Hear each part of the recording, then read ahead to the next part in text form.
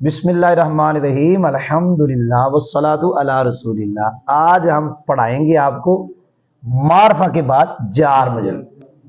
معرفہ کے بعد جار مجرور کی 4 ترکیبیں ہیں۔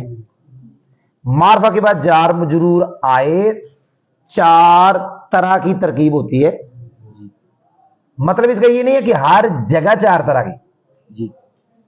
کبھی معرفہ کے بعد جار مجرور آئے تو مبتدا خبر، آپ نے سنا نہیں؟ کبھی کیا بنتے ہیں؟ جیسے الحمدللہ، السلام علیکم، التحیات للہ، یہ بہت مشہور قاعدہ ہے جی۔ التحیات کوئی نہیں سمجھ آئی؟ یہ معرفہ ہے، بعد میں کیا ہے؟ یہ بن گیا مبتدا، یہ بن گیا۔ اس کی مثالیں بہت ہیں۔ السلام علیکم، الحمد للہ، الصلاۃ علی سید الانبیاء، اولئک علی ھدی۔ اس کی مثالیں بہت ہیں جی۔ نمبر 1 یہ ہو گیا معرفہ کے بعد جار مجرور، معرفہ مبتدا، جار مجرور خبر۔ نمبر 2 معرفہ کے بعد جار مجرور، معرفہ ذل حال اور جار مجرور حال۔ قرآن سے مثال، سبحان اللہ، کوئی نہیں سمجھ آئی؟ سَيَقُولُ السُّفَهَاءُ مِنَ النَّاسِ، یہ جار مجرور، یہ معرفہ، یہ حال ہے، یہ ذوالحال۔ معرفہ کے بعد جار مجرور مبتدا خبر، معرفہ کے بعد ذوالحال حال۔ کبھی بنے گے جی موصوف صفت، معرفہ کے بعد جار مجرور، معرفہ موصوف، جار مجرور صفت۔ اس کی مثالیں بہت ہیں، ایک دیتا ہوں۔ علم نحو کی جو غرض پڑھتے ہیں نا، غرض، اس کے اندر لفظ آتا ہے انل خطائل لفظی فی کلام العرب۔ یہ جو جار مجرور ہے یہ خطا کی صفت ثانی ہے، اللفظی صفت اول ہے۔ اب الخطا معرفہ کے نکرا، اور یہ کیا ہے؟ پتہ چلا جار مجرور معرفہ کے بعد آئے تو موصوف صفت بھی بن جاتی ہے، یعنی معرفہ موصوف جار مجرور صفت۔ اسی طرح آج ہم نے قافیے میں بچوں کو پڑھایا التانیث، کیا؟ بتا، کیا پڑھایا؟ التانیث معرفہ، آگے جار مجرور، یہ اس کی صفت ہے جی۔ یاد ہوا؟ میں نے آپ کو 3 ترکیبیں پڑھا دی۔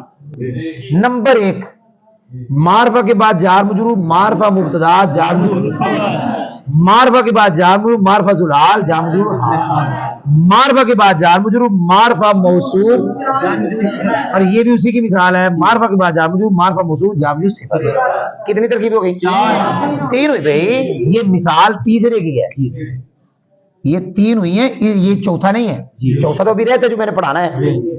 یہ تینوں ترکیبیں ان کے لیے شرط ہے، ان کے لیے معرفہ کے بعد جار مجرور آئے، جار مجرور کا متعلق موجود نہ ہو تو مبتدا خبر بنتے ہیں اکثر طور پر جب شروع میں آئے۔ آپ نے سنا نہیں؟ دوبارہ کہہ رہا ہوں، یعنی اس قاعدے کے لیے 2 شرطیں، اس کے لیے پھر پڑھ رہا ہوں۔ معرفہ کے بعد جار مجرور، جار مجرور کا متعلق موجود نہ ہو، اور معرفہ شروع میں آئے، متعلق موجود نہ ہو ایک، اور معرفہ شروع میں آئے تو مبتدا خبر اکثر، کیا کہا؟